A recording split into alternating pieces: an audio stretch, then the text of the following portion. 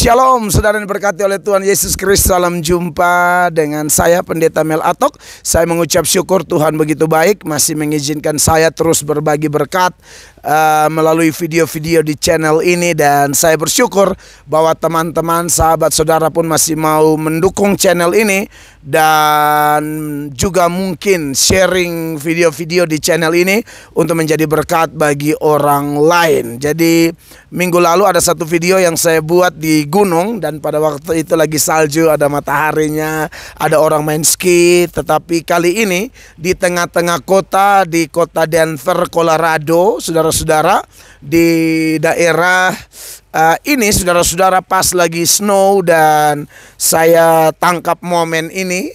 Alam yang begitu indah, begitu menarik, begitu menyejukkan.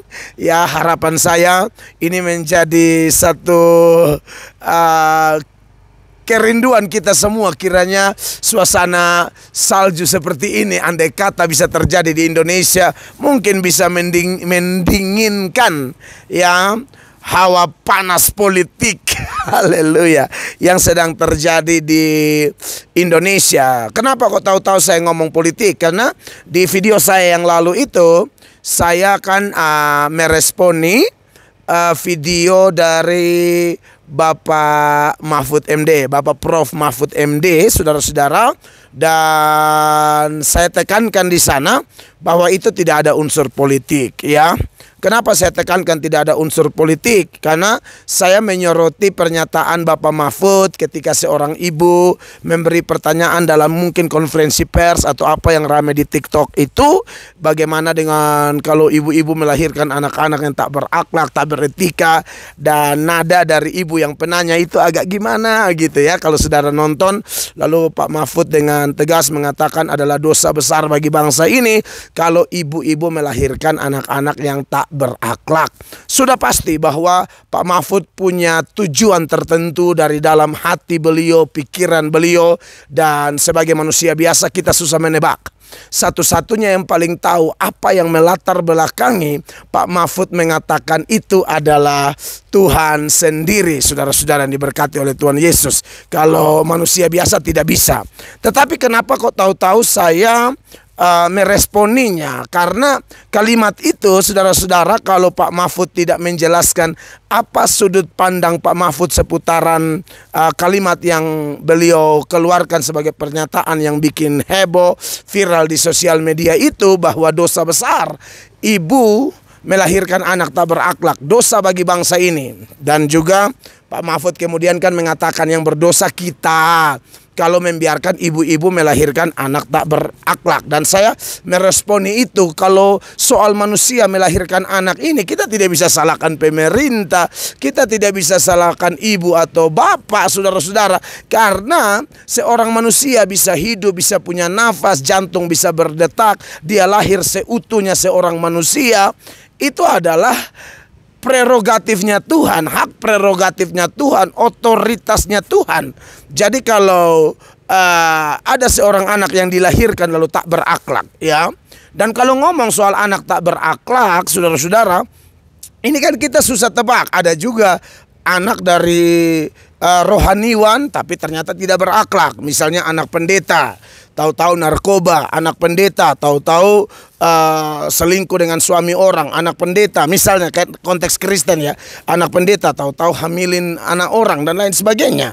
Padahal mungkin pendetanya sudah didik, sudah berdoa, tapi ya namanya manusia. Jadi maksud saya kalau pernyataan itu lalu dikaitkan dengan kasih salah ini itu, saya pikir tidak tepat, ya, tidak tepat. Dan saya sebagai orang yang dilahirkan jujur aja tidak berakhlak, karena saya sangat nakal. Saya bagi di video pertama, masa lalu saya yang gelap, hancur, masuk keluar tahanan, tusuk orang, bantai orang, ya, dan juga dibantai juga.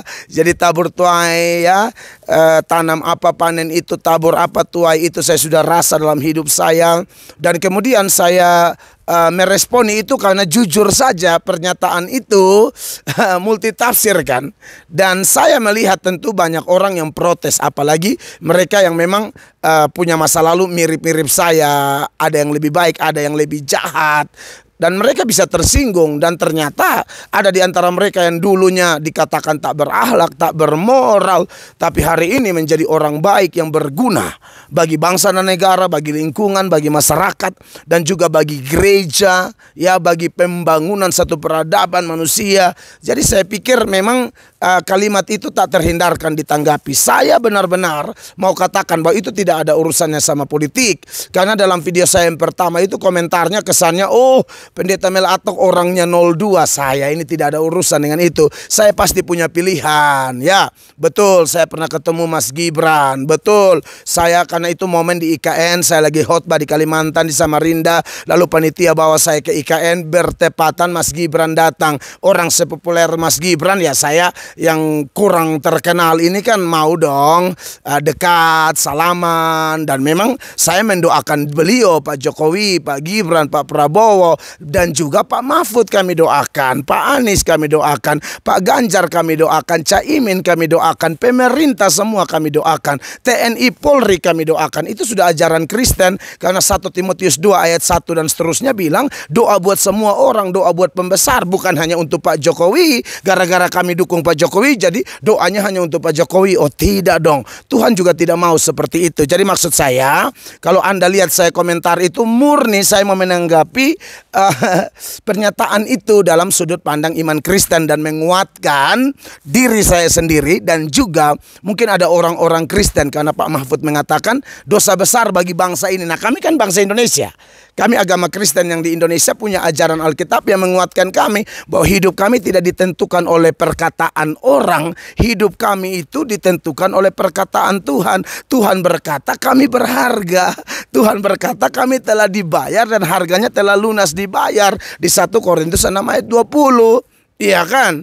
Tuhan kasih ingat kami lebih berharga dari burung di udara dan bunga bakung di taman.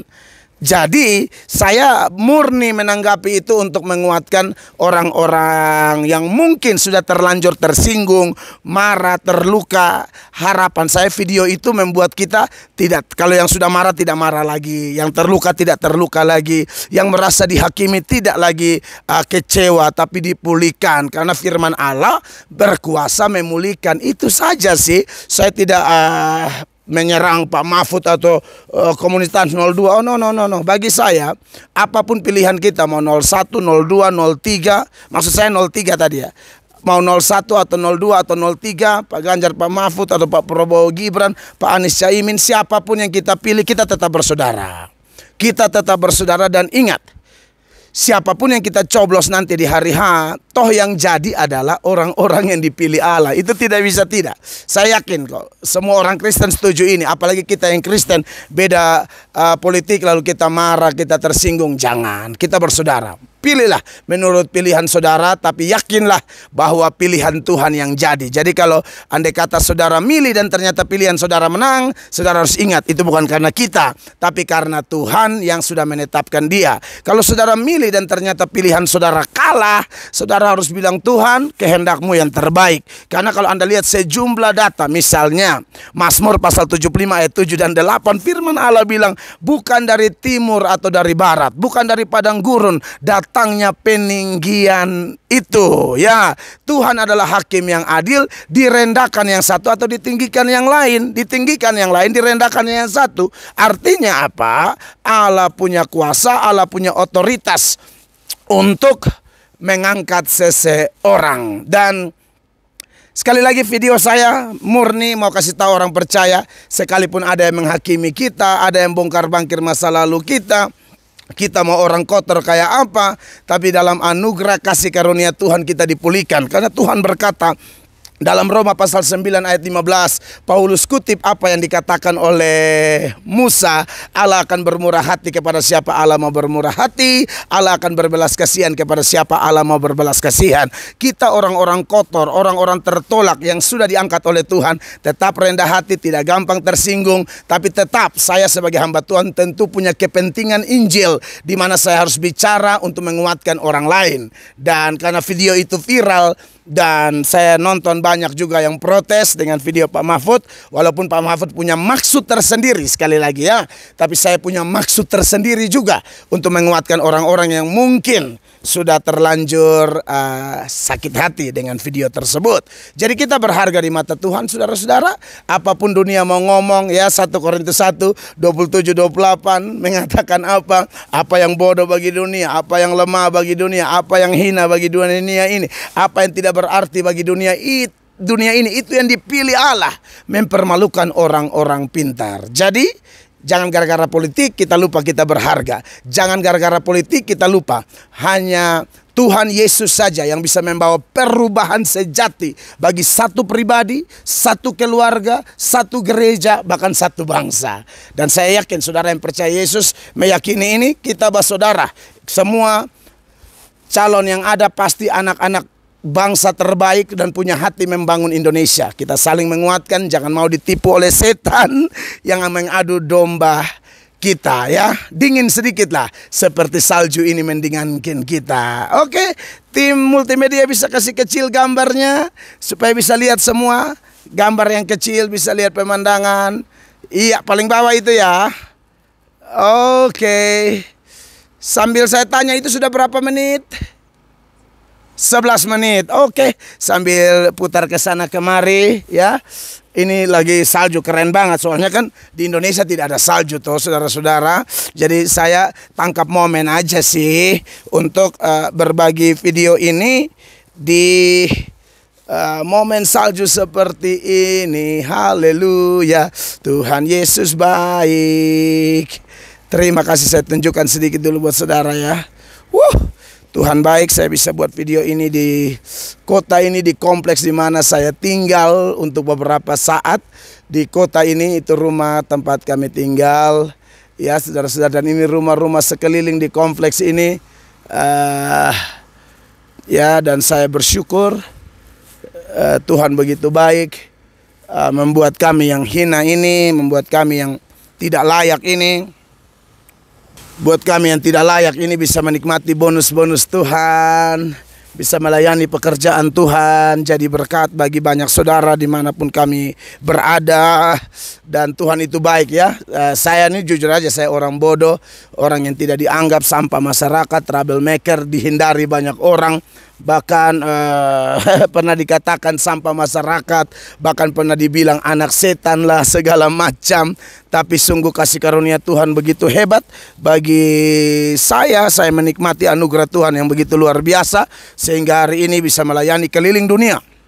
Bisa melayani keliling dunia, itu benar-benar anugerah Tuhan yang luar biasa. Jadi itu yang saya katakan tadi ya. Jadi saudara-saudara yang andai kata sudah terlanjur sakit hati, kecewa, tak usah sakit hati. Pak Mahfud pasti punya maksud sendiri ya, dan apapun itu beliau yang urusan dengan Tuhan. Tuhan hakim yang adil, Tuhan hakim yang adil, Tuhan yang maha menghakimi, begitu ya. Tapi saya perlu angkat bicara untuk menguatkan kita semua, dan saya hanyalah salah satu orang yang sudah merasakan anugerah belas kasihan Tuhan yang begitu luar biasa bagi saya. Setelah saya mendapatkan anugerah dari Tuhan Yesus, saya diangkat menjadi hamba Tuhan, menjadi pendeta, pelayan dari desa-desa, kampung-kampung, dididik untuk setiap perkara kecil, setiap pelayanan-pelayanan kecil. Dan kemudian Tuhan bawa ke bangsa-bangsa untuk menjadi berkat. Dulu saya tidak pernah berpikir bisa pelayanan di Amerika, bisa melihat keindahan alam, ciptaan Tuhan ya. Alam ciptaan Tuhan yang luar biasa ini ya, bagi saya ini satu kesempatan yang luar biasa. Jadi saya yakin kok semua saudara yang dewasa menyikapi video saya yang pertama, saudara memahami apa yang saya maksud. Betul-betul kita mau cinta damai, kita mau negara kita tetap kuat, tetap bersatu, tetap memuliakan nama Tuhan. Kakak Absef, ada yang mau disampaikan berkaitan dengan kemuliaan nama Tuhan? Kemuliaan nama Tuhan ya. Pegang aja.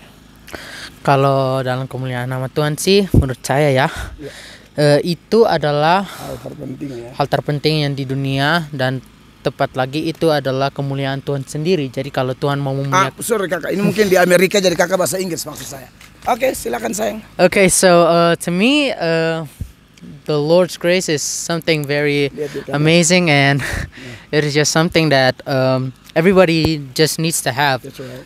especially those that aren't saved yet, because wait, tunggu ini salju ada dulu. Hati-hati pelan-pelan jangan jatuh. Okay, so to me, this is something that all of us need, and Kasih dekat mic ya. besides, a lot of people are looking for happiness, but they don't know that their happiness is in God's glory. They didn't know that the Lord has already paid their price. The Lord is waiting for them to come to their hands, and the Lord just wants to. I want to tell you guys, the Lord just wants to come into your house and give you the bread of life, which is the Holy Bible, Alkitab, and also He just wants to bring you into His arms, give you a big hug, and then turn your heart from cold to very warm. And also he just wants you to be with Him because He loves you so much. Many people don't know that actually He died in the cross naked for you. Look, so the time when His crucifixion, the Lord was like at the cross, right? But what you don't know is He's naked. He is willing to do that just to save you. Dia rela telanjang bulat, disalibkan di Golgota hanya untuk saudara dan saya. Jadi tolong perang-perang di antara sesama itu tidak boleh, menurut saya tidak boleh sama sekali. Mau beda politik, mau beda agama, mau beda suku, mau beda negara, itu semua tidak penting karena kita semua telah dibayar oleh darah Yesus Kristus. Dan itulah kenapa menurut saya kita perlu bersatu dan jangan buang-buang waktu menerima Tuhan, dan juga jangan buang-buang waktu untuk memuji dan memuliakan nama Tuhan. Jangan juga membuang-buang waktu dengan orang yang telah Tuhan kirim dan orang yang engkau kasihi, orang-orang yang telah menjagamu selama ini, orang-orang yang telah bersamamu dari kecil. Jangan lupa bahwa mereka juga dikirim Allah untuk membantumu di hidupmu, karena mereka juga adalah alat-alat Tuhan untuk membuatmu menjadi untuk membuatmu menjadi seseorang yang bisa mungkin membuat menjadi presiden berikutnya kah, gubernur berikutnya kah. Nothing is impossible for our God. Itulah kenapa menurut saya karena pernah ada waktu saya kecil, guru saya yang dari Amerika juga, dia pernah ada temannya pendeta, dan juga datang ke sekolah saya. Dia bilang, pada waktu Tuhan menyelamatkanmu dan membersihkanmu, itu sama seperti mengambil pakaian kotor, lalu kemudian taruh di laundry, lalu kemudian bersih. Itulah kenapa, itulah prosesnya. Tuhan membersihkanmu dari kotor seperti itu, kotor seperti lumpuh, untuk menjadi seputih salju ini. Lihat itu. Dan itulah kenapa kasih Tuhan sangat besar bagi dunia ini sampai Dia memberikan anaknya yang tunggal. Menurut saya itulah the grace of God. Oke, terima kasih. Terima kasih Kakak Afdal sudah beri komentar yang menarik, yaitu putra sulung saya. Saya rindu dia jadi berkat juga bagi banyak orang. Semua orang tua punya kerinduan seperti itu ya. Saya juga tidak merasa berbangga kalau Tuhan izinkan kami melahirkan anak atau mendapatkan anak yang takut akan Tuhan. Kami tidak boleh sombong, oh itu anak saya lebih baik dari anak tetangga. Tidak, itu hanya sekedar motivasi ya, Allah Tuhan untuk memotivasi kita yang lain bahwa tidak ada kata terlambat. Saya selalu mendidik anak-anak saya untuk takut akan Tuhan sejak dini, dan mereka belajar untuk menjadi berkat bagi orang lain sesuai dengan talenta yang Tuhan kasih ya. Saya turunan yang tidak baik sebenarnya, tapi saya bersyukur Tuhan izinkan melalui saya, istri tentunya, Allah menciptakan Absdev, menciptakan Giskel Novkistofixis, anak-anak saya 4 putra untuk kemuliaan nama Tuhan. Tapi saya tidak akan merasa diri saya lebih baik dari orang tua lain yang mungkin punya anak maksudnya tidak mengalami seperti yang Absdev Giskel alami. Tapi itu hanya sebuah cerita, kan waktu masih berjalan ya.